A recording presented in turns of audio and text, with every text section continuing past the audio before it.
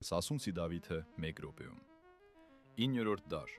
Արաբները գրավել են Հայաստանը եւ Սասունից պահանջում են սարսափելի հարկ՝ 40 անաղջիկ եւ 40 տղա ամեն տարի։ Հայերը չեն դիմանում այս սարսափին եւ Աստված ուղարկում է 4 հերոսներ։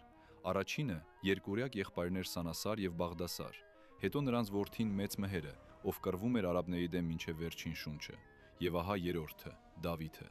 Դավիթը ծնվում է ծնողների մահից հետո որբ։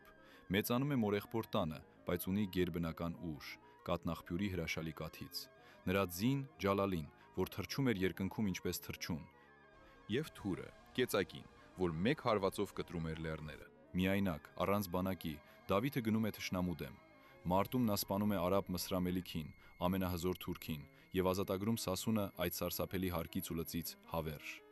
Այս էպոսը 800 տարի է պատմվում բերան առ բերան եւ խորհրդանշում է հայերի անկոտրուն հոգին, պայքար ազատության համար, նույնիսկ երբ թվում է, որ հույս չկա։